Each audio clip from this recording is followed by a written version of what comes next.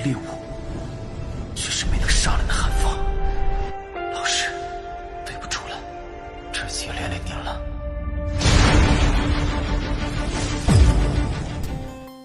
Hey, what's up guys? Selamat datang di Animasi Donghua Spoiler. Oke, bagi teman-teman yang baru join atau baru bergabung, jangan lupa klik tombol like-nya dan tombol subscribe-nya ya. Jangan lupa. Oke, sebelum kita memulai video ini, kita jangan lupa untuk seruput kopinya, kencangkan sabuk pengaman. Mari kita mulai.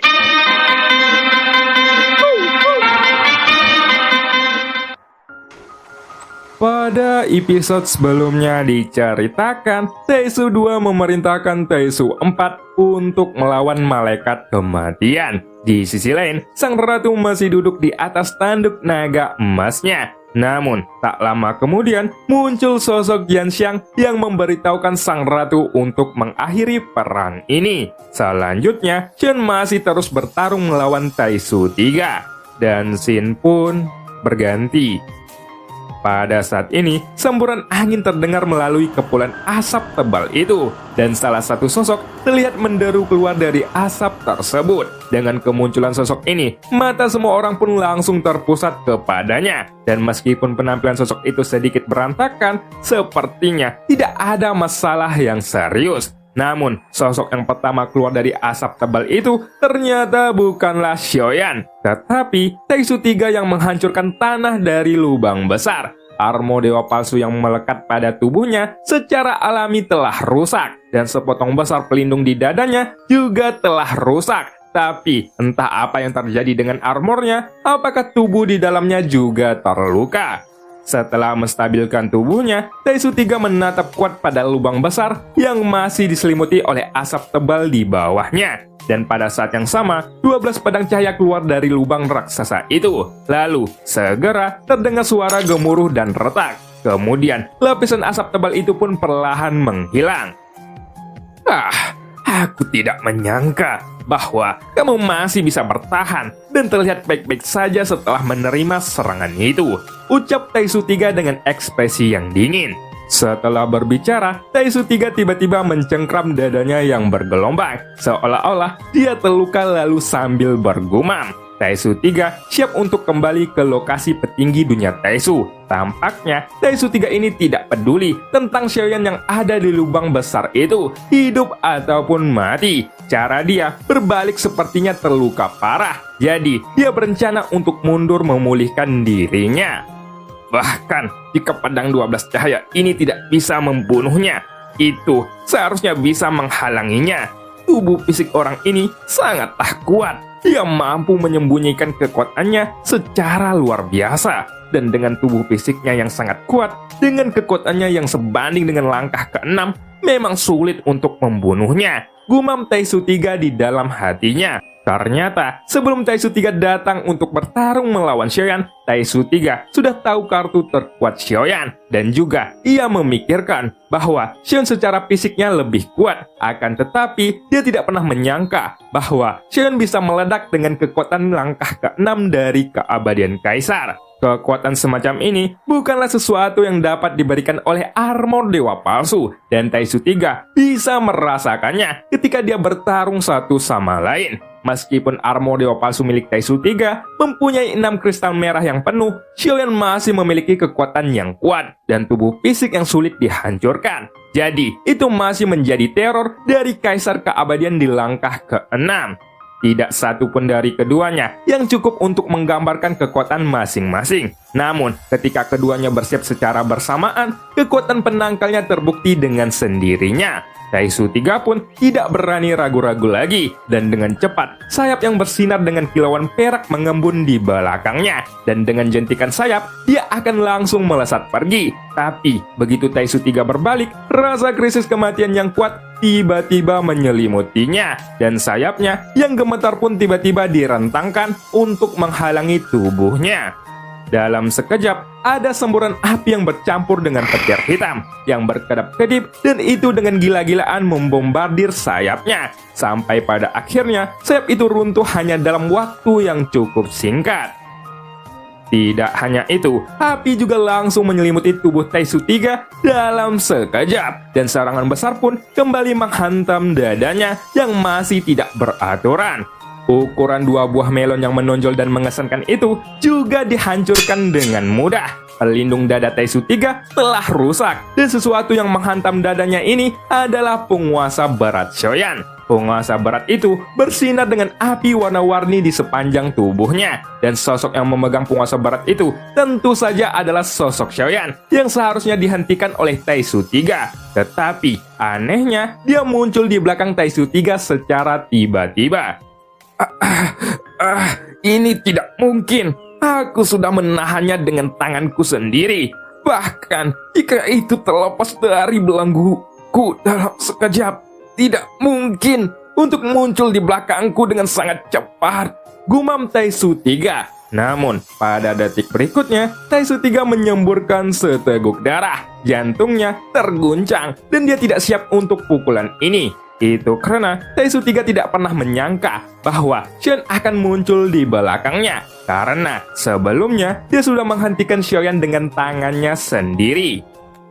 Bahkan, jika Shoyan adalah kaisar keabadian di langkah ke-6, reaksinya juga tidak mungkin akan begitu cepat seperti ini. Kemudian, Taisu 3 pun berbalik ke belakang dan memikirkan kemungkinan yang tak terhitung jumlahnya. Akan tetapi, dia masih tidak tahu bagaimana Shoyan melakukannya. Taisu 3 yang sebelumnya dipukul keras oleh Shoyan baru saja pulih dan berhasil keluar dari lubang besar itu. Tapi kini ia kembali dihempaskan ke arah lubang besar itu lagi. Pada saat ini, Taisu 3 terus mencoba yang terbaik untuk menstabilkan tubuhnya. Tetapi trauma pada tubuhnya tampaknya terus meningkat, dan hal ini membuatnya tidak mungkin untuk mengendalikan armor dewa palsunya. Namun tiba-tiba terdengar suara angin kencang dari lubang besar yang diselimuti oleh kepulan asap tebal, dan sesosok pun tiba keluar dari sana. Lalu sosok itu meninju Taisu 3 dengan sebuah kepalan keras. Keduanya berasal dari arah yang berlawanan, jadi mereka langsung bertabrakan di udara, dan tinju pun akhirnya mengenai tubuh Taisu 3 yang masih tidak bisa menstabilkan sosoknya. Hingga pada akhirnya, dia kehilangan kendali tanpa ada penyimpangan. Dengan hantaman keras, armor dewa palsu milik Taisu 3 pun hancur. Dan pukulan ini sekali lagi menyebabkan Taisu 3 menyemburkan seteguk darah yang bercampur dengan organ dalam yang rusak. Untuk saat ini, kekuatan pertahanan dari armor dewa palsunya sepertinya sudah mencapai batas, sehingga Taisu 3 sudah kesulitan untuk memblokir pukulannya. Dan segera, Taisu 3 pun berbalik dengan susah payah, dan tampaknya dia ingin melihat bagaimana dirinya dikalahkan. Sulit bagi Taisu 3 untuk menerima bahwa dirinya telah dikalahkan dalam pertempuran sebelum dia mengetahuinya. Lalu, ketika dia menoleh dengan susah payah, dia melihat wajah seseorang yang jelas, yaitu adalah sosok Shoyan. Namun, itu adalah wajah yang sama yang memukulnya dengan penguasa barat sebelumnya. Dan ketika Taisu 3 melihat momen ini, dia akhirnya mengerti. Ternyata yang barusan kusegel adalah avatar orang ini, ucap Taisu 3 yang berkata dengan takjub. Tapi sebenarnya sudah terlambat untuk tersadar sekarang karena dia sudah terluka parah. Di sisi lain, dalam hal ini Shoyan benar-benar tidak bisa membiarkannya pergi. 3 dari 6 kristal merah di dada Taisu 3 telah rusak, dan situasi saat ini sangatlah buruk. Jika yang keempat hancur, Taisu 3 jelas akan kalah, serta kekalahan ini akan langsung membunuhnya. Pada saat ini, sosok Taisu 3 dan Shoyan masih diselimuti oleh asap tebal. Jadi, hanya beberapa orang yang bisa melihat pemandangan ini. Dan ternyata, yang baru saja disegel oleh Taisu 3 hanyalah tubuh avatar Shoyan. Shoyan sendiri sudah melangkah maju dan mengulurkan telapak tangannya untuk mengambil pelindung wajah Taisu 3. Tiba-tiba, naik dari kelima jarinya, dan kekuatan dahsyat pun akhirnya menghancurkan pelindung wajah Taisu 3 sampai berkeping-keping. Sekarang, wajah cantik yang ada di balik pelindung kepala itu pun terlihat. Tetapi, Shoyan tidak langsung membunuhnya. Justru, karena orang inilah adalah Dewa Taisu 3 yang merupakan pemimpin yang mengendalikan kelompok pasukan praktisi Taisu, Shoyan mungkin bisa mendapatkan banyak informasi tentang dunia Taisu dari sosok Taisu 3 ini. Untuk selanjutnya, aku akan memintamu untuk menjawab pertanyaanku. ucap Xiaoyan sambil mencengkram kepala Taisu 3 itu dengan sangat kuat. Bahkan ada api guntur yang berkedap-kedip di antara jari-jarinya. Jadi, selama Xiaoyan menyalurkan sedikit kekuatan, dia bisa menghancurkan kepala Taisu 3 ini menjadi berkeping-keping dalam sekejap. Namun, hal yang membuat Xiaoyan terkejut adalah bahwa tubuh Taisu 3 di balik armor dewa palsunya ini ternyata sudah mencapai tahap awal dari dewa pertempuran bintang 9. Dan tingkatan ini tentu saja lebih kuat dari semua dewa Taisu yang pernah ditemui Xiaoyan sebelumnya. Xiaoyan tidak bisa memikirkan apakah ada orang kuat di ranah Kaisar Keabadian dari pihak dunia Taisu. Jika saja ada Kaisar Keabadian di balik armor dewa palsu itu, maka kekuatan tempurnya akan ditingkatkan lebih dari 1 tingkat. Apakah tujuan dunia Taisu datang ke sini adalah untuk menjarah sumber daya dunia ini? Tanya Xiaoyan dengan ekspresi dingin, dan dia tidak peduli apakah musuhnya seorang wanita atau bukan. Di matanya, mereka semua adalah pencuri. Menghadapi pertanyaan Xiaoyan, Taisu 3 tampaknya tidak berani menjawab, dan ekspresi Xiaoyan pun langsung menjadi gelap ketika melihat ini. Lalu, pada detik berikutnya, Xiaoyan menghajar Taisu 3 dengan tamparan, hingga menyebabkan sosok wanita itu langsung berdarah. Xiaoyan awalnya ingin mencari jiwanya, dan tubuh avatar Taisu milik Xiaoyan juga sudah mencobanya. Tapi tampaknya para praktisi Taisu ini sangat aneh. Mereka semua tidak memiliki jiwa, jadi tidak ada cara untuk menyelesaikan pencarian jiwa. Jadi, kini Xiaoyan cukup khawatir bahwa jika semua pasukan dunia Taisu ini melakukannya dengan sengaja agar informasi mereka tidak bisa dicuri, ini akan menjadi hal yang sangat sulit untuk mengungkapkan rahasianya. Jadi, pada saat ini tidak ada cara untuk menyelesaikan teknik pencarian jiwa pada Taisu 3. Tampaknya pasukan Taisu melakukannya dengan sengaja. Itu karena tidak mungkin untuk menentukan keaslian informasi yang diperoleh dari mereka. Bahkan jika beberapa informasi itu pun sudah diketahui. Jadi, bagaimana jika aku memberitahumu? Waktu kehancuran adalah masalah waktu. Aku yakin apa yang telah kamu lakukan hari ini hanya akan mempercepat penghancuran dunia Xuanyin. Jadi, tidak lama lagi, aku juga akan bertemu dengan kematian. Ucap Taisu 3 yang berkata dengan nada kasar. Taisu 3 sangat bersusah payah untuk berbicara, sampai-sampai dia memuntahkan seteguk darah setelah mengucapkan kata-kata barusan. Oh, jadi apakah tujuan sebenarnya dari menjarah sumber daya dunia Xuanyin adalah untuk menduduki dunia Sensi? Tanya Xiaoyan kembali. Nada Xiaoyan pun masih tetap dingin, dan penampilan Taisu 3 di depannya sudah benar-benar berubah, yang bahkan kita tidak bisa tahu lagi apakah dia seorang lelaki atau perempuan. Sepertinya kamu tahu banyak tentang dunia Taisu, jadi dugaanku memang benar. Kamu berasal dari dunia Sensi. Ucap Taisu 3 dengan suara serak dan sulit untuk berbicara. Oh, jangan banyak tanya. Kamu sudah kalah dariku, jadi kamu harus menjawab semua pertanyaanku. Ucap Xiaoyan yang berkata dengan dingin.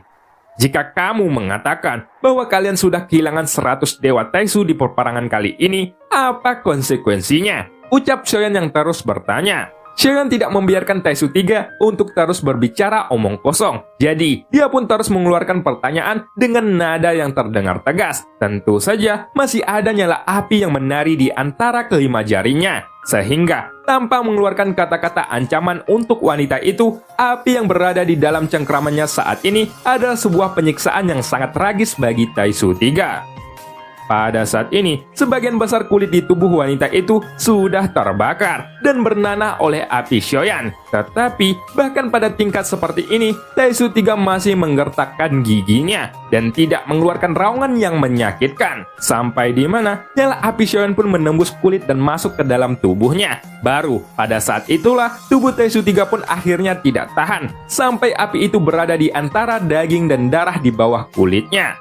Rasa sakit semacam ini segera membuat wanita itu tidak bisa menahan giginya lagi, sehingga dia pun mengeluarkan raungan yang sangat menyakitkan. Nyala api yang dikeluarkan oleh Xiaoyan ini mengkikis darah dan dagingnya dengan cepat. Jadi, kekuatan di tubuhnya pun semakin melemah dari waktu ke waktu.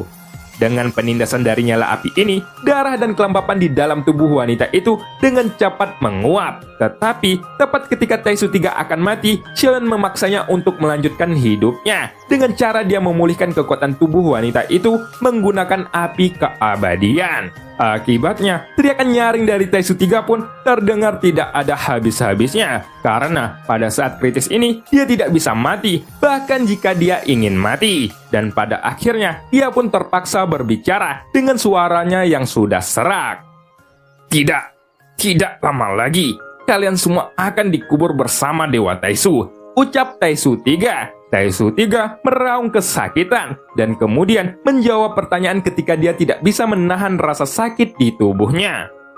Oh, baiklah. Pertanyaan terakhir, kapan waktu yang tepat ketika kalian ingin menginvasi dunia sensi? Tanya Xiaoyan sambil terus mengalirkan apinya ke dalam tubuh Taisu 3. Sekarang, Xiaoyan tidak peduli dengan raungan menyakitkan dari wanita itu. Yang dia inginkan adalah waktu yang lebih tepat untuk menjawab semua pertanyaan yang masih ada di dalam benaknya. Di sisi lain, Taisu 3 yang berteriak kesakitan tampak sedikit ragu-ragu setelah mendengar Xiaoyan mengajukan pertanyaan ini. Karena pertanyaan ini benar-benar menyentuh rahasia inti dari dunia Taisu. Sehingga begitu Xiaoyan diberitahukan waktu yang tepat untuk menginvasi dunia sensi, dia akan bersiap untuk membangun pertahanan dan kekuatan tempur di waktu yang tepat. Dengan masalah ini, ketika waktunya sudah tiba, lebih banyak inisiatif yang dapat dipahami oleh Xiaoyan. Pentingnya, informasi ini terbukti dengan sendirinya. Jadi, saat Xiaoyan menanyakannya, Taisu 3 pun merasa sangat ragu-ragu. Saat ini, Taisu 3 masih menjerit kesakitan. Namun meskipun dia hampir tidak bisa menahan rasa sakit yang diterima, dia kembali menggertakkan giginya dan tidak mengatakan sepatah kata apapun untuk menjawab pertanyaan Xiaoyan. Melihat adegan ini, Xiaoyan pun sedikit mengerutkan keningnya. Hal-hal yang berhubungan dengannya kali ini adalah seseorang kultivator yang berasal dari dunia Taisu. Namun, wanita itu tiba-tiba berdarah besi karena di depan pertanyaan yang dilemparkan olehnya, ia tidak memberikan jawaban apapun. Tampaknya, untuk rahasia besar seperti itu, bahkan jika mereka mati dalam pertempuran, mereka tidak akan mengungkapkannya kepada Xiaoyan apapun yang terjadi.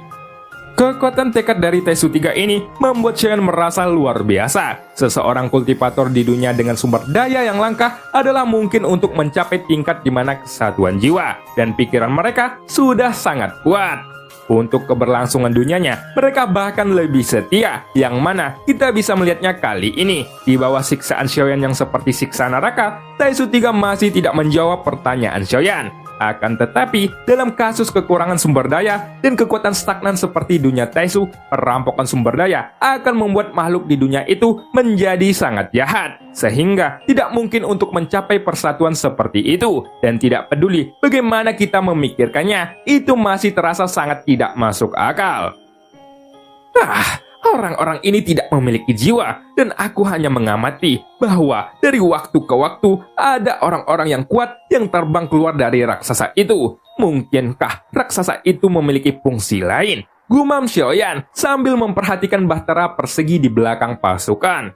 Pemikiran Xiaoyan pun kembali berbalik. Dia ingat bahwa avatar Taisunya diperoleh dari sebuah kantong darah yang ada di dalam bayangan. Dan tampaknya itu berbeda dari keahlian biasanya. Bayangan Taisu ini lebih seperti ramuan yang disempurnakan oleh seorang alkemis, di mana tubuh mereka hanyalah alat daripada tubuh kehidupan yang nyata.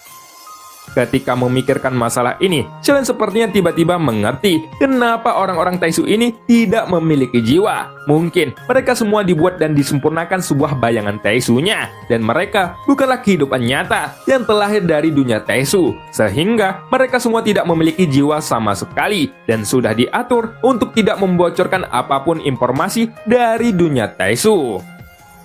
Apakah mereka menggunakan teknik tertentu untuk mengkloning pasukannya? Gumam Xiaoyan sambil membelai dagunya. Xiaoyan tiba-tiba mendapatkan penjelasan ini, dan jika dia benar, dia bisa menjelaskan kenapa mereka begitu teguh dan memiliki keberanian untuk mati daripada menyerah kepada musuhnya. Mungkin keberanian ini adalah aturan yang terukir di dalam pikiran mereka, dan hal itu membuat mereka tidak dapat berbicara, meskipun mereka mau, sehingga mereka dapat melindungi rahasia inti dari dunia Taesu. Setelah sampai pada kesimpulan ini, Xion pun berhenti untuk menyiksa Taesu 3 itu, karena wanita itu kemungkinan tidak akan mengatakan apa-apa jika Xion terus melanjutkannya. Setelah itu, Xion pun berencana untuk melenyapkan wanita itu sepenuhnya. Tapi, saat Xion hendak menggerakkan tubuhnya untuk menghancurkan wanita itu, Taesu 3 tiba-tiba tersenyum sedih dan berbicara dengan suara yang pelan. Kamu tidak akan pernah mendapatkan jawabannya. Bahkan, jika kamu sudah tahu jawabannya, apa yang bisa kamu lakukan? Kamu hanyalah setetes air di lautan. Jika dibandingkan dengan pasukan dunia Taesu yang sebenarnya, kekuatan kami tidak dapat dihentikan oleh orang sensi sepertimu. Karena sebelum menyerang dunia itu, kami telah berhasil menjarah 2 dunia lainnya. Dan tak lama kemudian, dunia sensi yang akan menjadi dunia ketiga yang dijarah oleh dunia Taesu. Ucap Taesu 3 itu. Ketika mendengar ucapan ini, mata Xion pun langsung berubah menjadi sangat suram. Itu karena salah satu dunia yang disebut oleh Taesu 3 adalah dunia yang luas, di mana dunia itu adalah tempat di mana Xiaoyan bertemu dengan Laiji. Xiaoyan sudah melihat kondisi dari dunia itu, yang mana tanpa dukungan sumber daya yang memadai karena sudah dijarah habis-habisan oleh dunia Taesu. Dunia itu benar-benar musnah seiring berjalannya waktu. Adapun dunia satunya yang pernah dijarah oleh dunia Taesu, Xiaoyan tidak mengetahuinya. Dari sini, kita bisa menyimpulkan bahwa kekuatan dunia Taesu tidak bisa diremehkan. Itu karena mereka sudah bisa menginvasi sampai 2 dunia, yang bahkan setara dengan dunia sensi. Dan cerita pun berakhir. Sampai jumpa di episode selanjutnya. Membeli parang di tempat Bu Maya. Kalau ada yang kurang, mohon komennya.